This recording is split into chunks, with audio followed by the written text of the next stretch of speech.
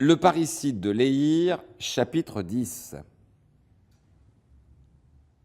Le 24 mai 1898, 3 mois à peine après la disparition de Joseph Ancion, le procès de son assassin présumé s'ouvre à Nancy. Devant les portes de l'hôtel de Beauvau-Craon, où siège la juridiction criminelle, derrière la place Stanislas, la foule des grands jours s'était pressée dès les premières heures de la matinée, bien avant le début de l'audience. Car c'est l'affaire de l'année. Et surtout, chacun veut voir Charles Ancion, monstre parricide pour les uns, victime manipulée pour les autres, beaucoup moins nombreux. Dans le box, escorté de 4 gendarmes, le jeune homme blond affiche des traits encore plus maigres. Face à lui, sur une table, devant le greffier, les pièces à conviction. Le chevalet, la scie, le marteau, la chaise brisée, la hotte. En contrebas, un sac scellé contient les vêtements ensanglantés de la victime. La cour prend place. 3 magistrats entourés d'un jury populaire tiré au sort. À gauche, le public découvre l'avocat général Aubrun. Il est là pour réclamer la tête d'Ancion. À droite, devant l'accusé, l'avocat de la défense, maître de Nicéville, va lui tenter de sauver la tête d'Ancion. Après la lecture de l'acte d'accusation, le président reprend la parole et, coup de théâtre, indique qu'Ancion a changé de version quelques jours plus tôt. C'est le président lui-même qui a recueilli ce nouveau récit alors qu'il visitait l'accusé en prison quelques jours avant son procès, comme c'est l'usage en matière d'assises. Le magistrat donne lecture de cette ultime déposition.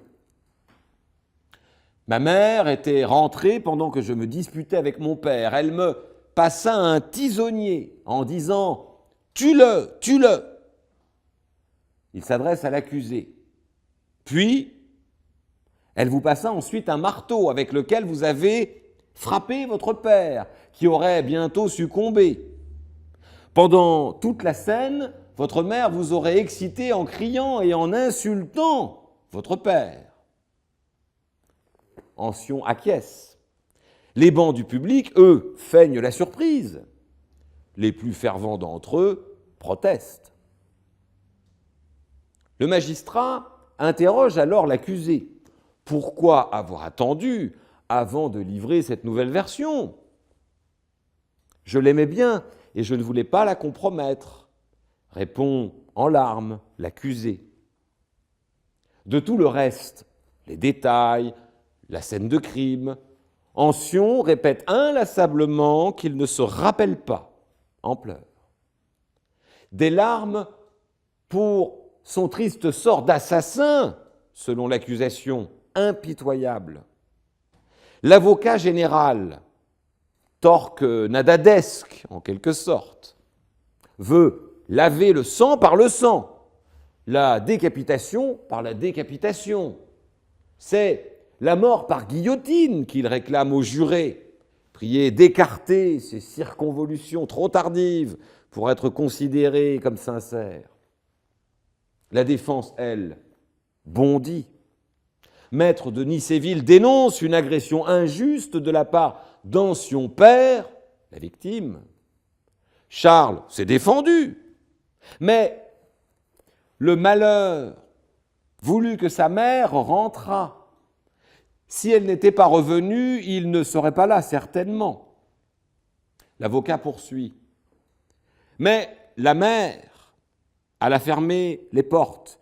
Elle passa les armes. Elle encouragea le fils à frapper, car elle souhaitait enfin être débarrassée de son mari. Et plus tard, c'est elle qui eut l'idée de faire jeter les restes du père Ancion dans l'étang de Quercigny. Il n'a fallu que quelques heures aux jurés pour délibérer. À la reprise des débats, dans une atmosphère lourde, exacerbé par la ferveur mortifère de la foule. Le président s'est assis, puis il a entamé la lecture du verdict. La Cour, à la majorité, a reconnu Charles Ancion coupable de l'assassinat de son père. En conséquence, reprend le président, la Cour vous condamne aux travaux forcés à perpétuité. Charles Ancion est mort quelques années plus tard au bagne de Cayenne. La tête de Joseph Ancion n'a pour l'heure pas été retrouvée.